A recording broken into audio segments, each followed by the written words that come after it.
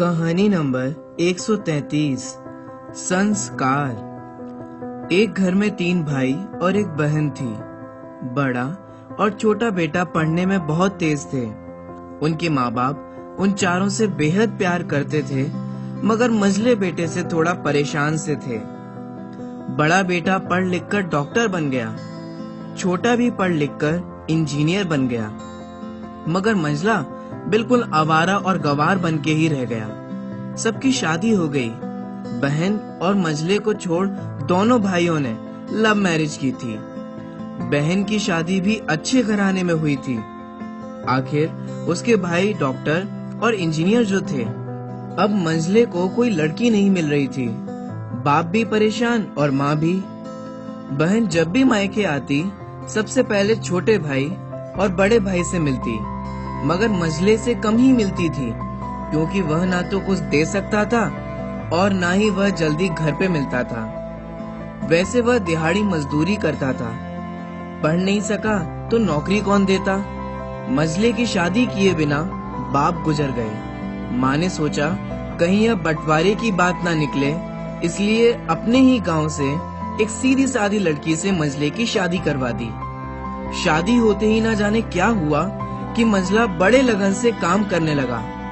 दोस्तों ने कहा, ए चंदू, आज अड्डे पे आना। चंदू बोला, आज नहीं, फिर कभी। दोस्तों ने कहा, अरे तू तो शादी के बाद जैसे बीवी का गुलाम ही हो गया हो। चंदू बोला, अरे नहीं, ऐसी बात नहीं है। कल मैं अकेला एक पेट था तो अपने रोटी के हिस्से का कमा लेता था। अब 2 पेट हैं आज, कल और हो जाएंगे।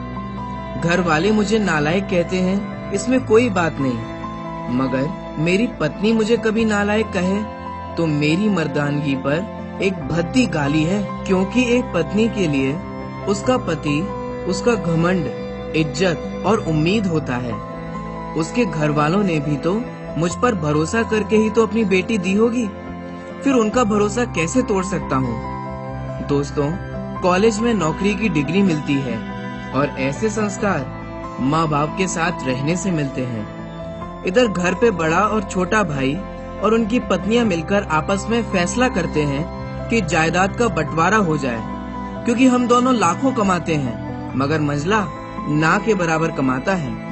माँ ने साफ मना कर दिया कि ऐसा नहीं होगा। माँ के लाख मना करने पर भी बंटवारे की तारीख तय हो जाती है। बहन भी आ जाती है, मगर चंदू है कि काम पे निकलने के लिए बाहर आता है। उसके दोनों भाई पकड़कर उसे भीतर लाकर बोलते हैं कि आज तो रुक जा, बंटवारा कर ही लेते हैं। वकील कहता है कि ऐसा नहीं होगा, साइन करना पड़ेगा।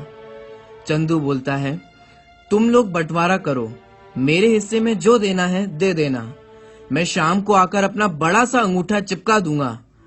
बहन बोलती है, अरे बेवकूफ, तू गंवार का गंवार ही रहेगा। तेरी किस्मत अच्छी है कि तुझे इतने अच्छे भैया मिले हैं। माँ बोलती है, अरे चंदू, आज रुक जा। बंटवारे में कुल 10 बीघा जमीन में दोनों भाई 5-5 रख लेते हैं और चंदू के लिए पुश्तैनी घर छोड़ देते हैं। तभी चंदू जोर से चिल्लाता है, अरे फिर हमारी छुटकी का हिस्सा कौन सा है। दोनों भाई हंस करके बोलते हैं, अरे मूर्ख, बंटवारा भाइयों में होता है और बहनों के हिस्से में सिर्फ उसका मायका ही है। चंदू बोलता है, अच्छा, शायद पढ़ा लिखा ना होना भी मूर्खता ही है। ठीक है, आप दोनों ऐसा करो, मेरे हिस्से की वसीयत मेरी बहन छुटकी के नाम कर दो। दोनों भाई आश्चर्यचकित होकर बोलते हैं, और तू? चंदू माँ की ओर देखकर मुस्कुराकर बोलता है, मेरे हिस्से में माँ है ना। फिर अपनी बीबी की ओर देखकर बोलता है, क्यों चंदुनी जी, क्या मैंने गलत कहा। चंदुनी अपनी सास से लिपटकर कहती है, इससे बड़ी वसीयत क्या होगी मेरे लिए कि मुझे माँ जैसी सासू मिली और बाप जैसा ख्याल रखने वाला पति। बस यही शब्द थे जो बंटवारे को सन्नाटा में बदल दिया। बहन दौड़ करके अपने गंवार भैया से गले लगाकर रोते हुए कहती है कि माफ कर दो भैया, क्योंकि मैं समझ ना सकी आपको। इस पर चंदू कहता है, इस घर में तेरा भी उतना ही अधिकार है जितना हम सभी का। बहुओं को जलाने की हिम्मत किसी में नहीं होती मगर फिर भी जलाई जाती हैं, क्योंकि शादी के बाद हर भाई और हर बाप उसे पराया समझने लगते हैं। मगर मेरे लिए तुम सब बहुत अजीज हो, चाहे पास रहो या दूर। माँ का चुनाव मैंने इसलिए किया ताकि तुम सब हमेशा मुझे याद आओ, क्योंकि ये वही कोख है जहाँ हमने साथ साथ 9-9 महीने गुजारे। माँ के साथ तुम्हारी यादों को भी मैं ही रख रहा हूँ। दोनों भाई दौड़ करके मजले से गले मिलकर रोते रोते कहते हैं कि आज तो तू सचमुच का बाबा लग रहा है। सबकी पलकों पे पानी ही पानी, सब एक साथ फिर से रहने लगते हैं। दोस्तों, एक बार सोचना कि हम क्या से क्या हो गए हैं। एक वो दौर था जब पति भाभी को आवाज लगाकर अपने घर आने की खबर पत्नी को देता था। पत्नी की छनकती पायल और खनकते कंगन बड़े उतावलेपन के साथ पति का स्वागत करती थी। बाऊजी की बातों का हाँ बाऊजी, जी बाऊजी के अलावा जवाब नहीं होता था। आज बेटा बाप से बड़ा हो गया है, रिश्तों का केवल नाम रह गया है। ये समय समय की नहीं, समझ समझ की बात है। बीवी को तो दूर, बड़ों के सामने हम अपने बच्चों तक से नहीं बात करते थे। आज बड़े बैठे रहते हैं पर सिर्फ बीवी से ही बतियाते रहते हैं। दादू के कंधे मानो पोतों पोतियों के लिए आरक्षित होते थे।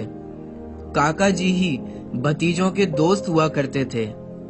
आज वही दादू ओल्ड एज होम की पहचान है और काका जी बस रिश्तेदारों की सूची का एक नाम है। बड़े पापा सभी का ख्याल रखते थे। अपने बेटे के लिए जो खिलौना खरीदा वैसा ही खिलौना परिवार के सभी बच्चों के लिए लाते थे। ताऊ जी आज सिर्फ पहचान बनकर रह गए और छोटे भाई के बच्चे पता नहीं कब जवान हो गए। दादी जब बिलौना करती थी, बेटों को भले ही छाछ दें पर मक्खन तो केवल पोते पोतियों में ही बंटता था।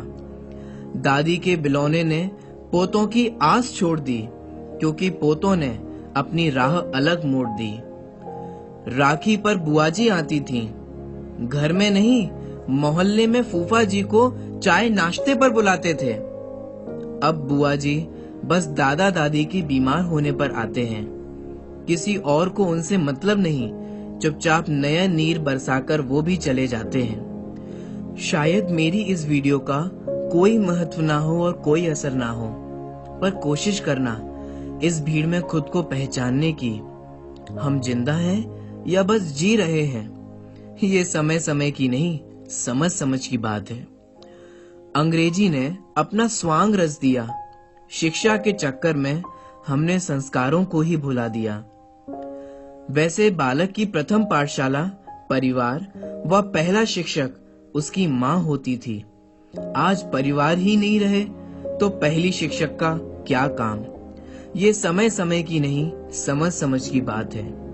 दोस्तों, अगर आपको ये वीडियो अच्छा लगा हो तो इसे लाइक करें, इसे कमेंट करें तथा इसे अपने अन्य दोस्तों के साथ शेयर अवश्य करें। आपने ये वीडियो अंत तक देखा और अपना बहुमूल्य समय इस वीडियो को देखने में लगाया, अतः हृदय से बहुत बहुत धन्यवाद।